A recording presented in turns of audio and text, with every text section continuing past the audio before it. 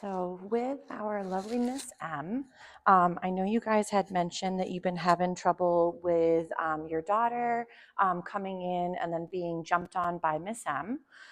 So a lot of times when you're dealing with over arousal, so a pup or adult dog that gets really excited over something but almost a bit anxious during it as well, what you might be finding is going on is if your pup for obviously several years has been working a skill, it might take a few months to a half a year or even sometimes even a year to get your pup into a better groove. So one of my favorite things for eager beavers is to, before you need the skill set, practice. So obviously before your daughter's coming home or before her friends are coming to visit, is you want to practice these skills with you guys in general.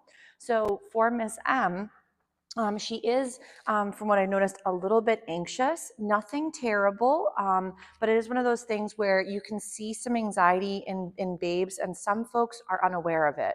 So for example, excessive panting when it's not really warm or for example, after exercise, you can see that sometimes the dogs will pace or they'll whine.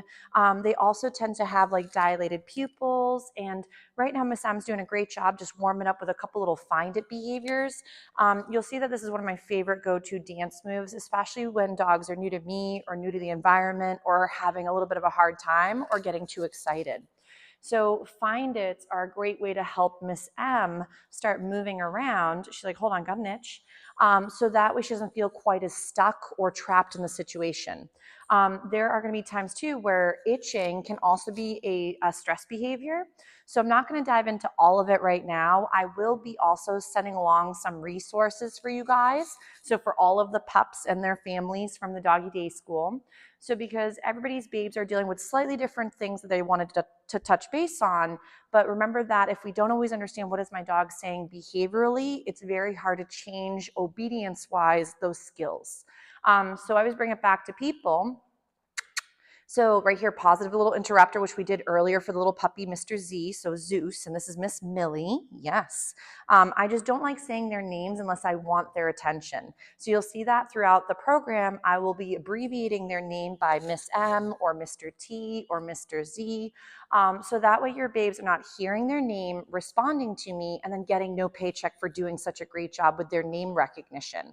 So I don't want my dogs to lose out on thinking that checking in is a good thing. So I tend to abbreviate my dogs' names, or I say like the spotted dog, because Mr. B at home, Bill, my healer mix, he's gotten so good at knowing Mr. B is him. So for him, we just say sometimes the spotted dog, has he had his dinner? Because he thinks that most of the time we forgot dinner, but he's hoping for second dinner. So, but for your lovely Miss M, you'll see that to help her not do as much jumping on me, what I have been doing is practicing find its. So as Miss M approaches me and gets excited, I really quickly ask her to do something else.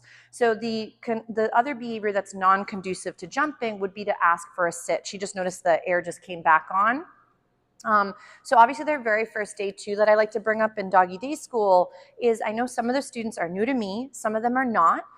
Some of them are new to the environment. So remember that if this is their very first day going to school, it can sometimes be a little jarring because it's their first time maybe away from you, their main caregiver. It's also this brand new environment with funny noises and sights and sounds and smells. So a lot of times for the babes, it's also getting comfortable with this new environment and the dynamic. And then as the weeks progress, they get more and more cozy quicker. Some of them are ready to rumble from day one, so it does vary from dog to dog. I do have a dish of water off in the corner where you can't quite see her, but she's off getting a little drink, and then we're gonna work a few more skills. So the reason I brought up a little bit of anxiety is some babes, when meets and greets are happening, it's actually can be a trail mix of emotions. So your pup could also be overwhelmed, really excited, a little conflicted. And that's where sometimes you'll see these different behaviors. So the reason I was mentioning a little bit of anxiety is you can see that her face is very furrowed or there's a lot of wrinkles to her face. That can also be a stress signal. So I'm not saying she's having a bad time at school, but there's things that I'd want you to evaluate even at home to make sure that the setups we're doing are within her comfort range. Sometimes the reason I also bring up anxiety is that for your babes, as opposed to being sort of whining, pacing, or barking with anxiety, some of them can go overexcitable. So they could go into overarousal because of the anxiety and start to do jumping behavior or mouthing. So for a lot of pups, if let's say when they come over to you and they're all on the floor, feed for that softness. So right now, I'm building up for my lovely lady that anything I like behaviorally or skill set wise, I'm going to feed her for those lovely responses. So I always tell my students, think about every position or behavior or cue as having a bank account. So if let's say your babe has a very, very small bank account to not jumping, but they get a lot of attention for sitting, then sitting might be much more readily available to her because it has a lot of great deposits into that bank account. If there's things like recall or loose leash walking that are not quite as fluid, it could be because from her perspective, there's been very few deposits into that behavior, so the value to her is very lacking. So remember, to get your babes to want to do behaviors or skill sets, yes, nice job. We want to make sure to feed, praise, or reinforce in a way she finds reinforcing is really important. So there's many times where people say, well, can't I just tell her what a good girl she is or give her some lovies? And for some dogs, yes, at certain points, that might be a completely and wonderful reinforcement. But there's plenty of times where people are like, oh, well, I just wanted to pat her and tell her she was a good girl. Sometimes with that, it's not enough reinforcement from the dog's perspective, or at times they don't even really view it as reinforcing. So your dog is going to decide what is reinforcing, what is scary, what is comfortable.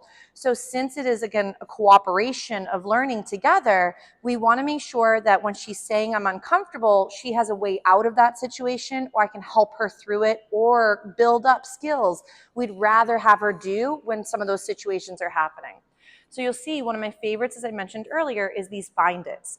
So find its are a great way to show your puppy that as they come into your space, it's nice to come over, but we want all 4 feet on the floor, or we want to diffuse that excitement from us to the floor or a different target. You can also pair, let's say, someone coming over with, for example, management. So maybe if you're not ready as company comes in or grandma comes to visit or whoever, you could then give her something to work on or chew on, like a frozen Kong or a bully stick, something you guys find appropriate, and then set her up in a different room with a baby gate or a corral, or you could even use your leash within the home.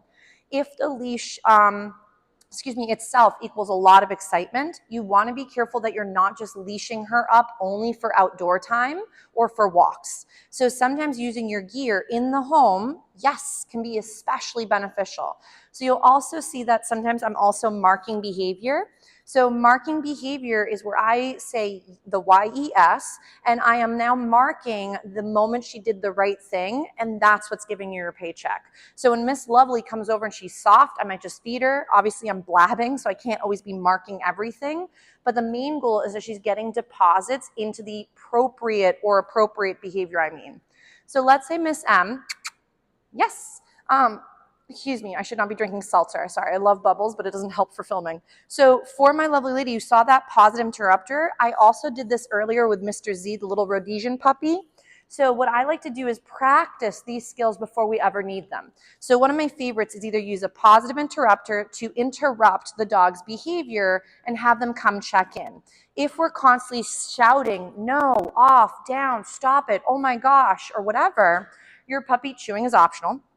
Your pup might start to realize that no matter what's going on, you're always just squealing in the background, but none of it has information that she understands. So she might also be thinking, gee, they're barking with excitement as I'm coming over and pummeling them with love, so they might love what I'm doing. So your better bet, oh my gosh, chewing is optional sometimes. Those snackies, we have a hard time when we're panting and walking and chewing sometimes. So I do take even some of your treats and break them up itty bitty. So even though some of the training treats are small, like the little star treats you brought, I break those up into like another 4 or 5 or 6 little pieces. So thankfully dogs aren't very good counters, but if they're getting big chunks, you're more than likely going to fill her up fast or give too many calories in too quick of a setting. Or you could also be worried about gaining too much weight for her during training. Remember that if you're worried about tummy upset or too many snacks going into her, break your snacks itty bitty, mix them with some of her kibble throughout the day's portion, and then you can have treat stations or treat zones where you can go and grab snacks to use throughout your day when you're practicing with a lovely lady. So let's say with Miss M, right there, positive interrupter to get her attention. Yes. I'm going to warm up a little bit with some of these find it, so with a little bit of name recognition, and then we're going to go into working a little bit with that on-off switch. So we'll do a find it, which is where you toss the food, then you go, Millie, yes, and we feed for that lovely response for Miss M. So again, I'm going to toss another little snack again for her to go do a find it, and then from there I go, Millie, yes. So now we're working on this ability to bounce back from the environment before there's ever a distraction. We will also discuss equipment as well. So I noticed that she and another one of her classmates came in with the Easy Walk harness. I am not saying you have to change up your whole game plan with what your dog wears, but remember that harnesses that go across your dog's chest are gonna restrict the way her shoulder blade will move. Two, if she is a bit of a puller, I don't recommend harnesses that change the way your dog's gait happens to try to prevent the pulling. So remember, anything that tightens has the potential to frighten, but it also tends to affect the way their body moves, which means that later down the road, you could cause spinal issues or even joint pain, or even associations that, gee, when my harness is pulling and tightening around my body, that maybe that means that other thing over there is also the thing causing that discomfort or pain. So notice how she did do a little jump and I completely ignored her. I would recommend to either ignore or set her up to do the skill you would rather. So that doesn't mean I let her pummel grandma until finally she decides she's a little bit calmer or feels a little bit more comfortable. So when she's gonna fail, prevention is your main goal for now. So if, let's say, as someone comes in the home, she's very eager and can't wait to visit, maybe as the person enters, you do find it. You maybe keep her on her leash in the beginning. Then you could also have higher value snacks coming from you and lower value snacks coming from the new person. And that new person, as they enter, let's say, the kitchen with your dog and the dog approaches, they could go right into a find it, which could actually be more than one snack. So sometimes, let's say your puppy's having a rough time, they're coming towards you, you can go find it and toss several snacks on the floor. This is, again, like your ABCs. So what I mean by that is if you don't know how to read a sentence or a word, I can't just be scolding you for not doing a good job because, of course, you have no idea what the heck I'm asking. So think about your dog as a furry little exchange student that has no idea what's required of them physically, mentally, or culturally. So if, let's say, for example, Miss M has no idea what the heck it means to stay off of me in the beginning, or she doesn't know how to go to a place behavior, like going to a dog bed and working a stay, we can't start at that very high level if she can barely tolerate it. So instead, I want to give her things she can do, which could be find its and create movement while she's excited. So every time she comes near me, I tend to do a little find it, and it's helping her get some energy out without the energy being pummeling or jumping on me with excitement or anxiety. Ready? So let's say Miss M's been doing such a great job with some of these check-ins. Now what I might try to do is rev the engine and then practice putting the brakes on versus revving the engine and waiting for her to run out of fuel, if that makes sense. So I'm going to go ahead and I might get a little excited, get her a little excited with some wiggling. Yes, and then right into a find it. So I've done this behavior a few times with some other students as well. The benefit of you trying to rev the engine and then put the brakes on is that you're not waiting for her to be gone and off the deep end with her anxiety or her excitement and then try to bring her back from that. So it's almost like waiting for your toddler to have a meltdown as opposed to preventing it from making sure we gave them the things they might have needed to be successful. So to avoid a meltdown, we got to make sure maybe there's been snacks, there's been rest or nap times, there's been fun things to do to occupy both the brain and the physical, and then we're again meeting their needs. There will be moments where she says something is too hard, and that might look like her exuberance or her pummeling or her excitement and jumping, but it could be, again, a little bit of anxiety mixed with that over exuberance that she's been doing. So this doesn't mean I don't want my dogs to get excited and get happy over something. Yes, but I want them to realize that maybe pummeling me with loves or anxiety is not really what we want. We'd rather do a sit, for example. But if, let's say, her brain is not connected to her body because she's so excited or so flustered, we want to make sure that we start off first with movement behaviors, which are your find its, creating distance or movement from the thing. So remember, the closer she is to the distraction, person, or whatever it might be as that harder moment for her, is the further away she is, the easier it is for her. The closer she is, the harder it is. So you may find for her creating distance, she's checking out my camera stand. Yes. So, but creating distance from something she deems too exciting will make it an easier and more attainable setup for Miss M. So right now you saw, yes, that she's doing a really great job with those positive interrupters. She's doing a really great job with the find its. She's really only jumped on me that one time right there, because when we've been practicing, even when she came in, she was a bit excited, but we brought her right into her little zone, let her decompress and get comfortable. And then whenever I start working with her, I always give her the option for movement behavior first. And then if she's getting really comfortable, stationary behaviors might be our next step. So what I want to work on with Miss M is a lot of times getting your babe to go to a spot and targeting a place could be a better option than going and not knowing what to do. So in a moment, ready? Millie. Yes, what a good girl. So lovely name recognition. So I'm going to go ahead for the next little video is practice maybe going to a target and see if we can work on the beginning stages of going to a spot and then, for example, working a bit with maybe stay. So, but remember, stays, we're going to dive into more of that in just a second. We don't want to make it a negative. So, but we'll get more into that in just a second. But Miss M did a really great job with some of those find its and then offering some sits or other behaviors as well compared to the jumping. So nice job, Miss M. Smart girl.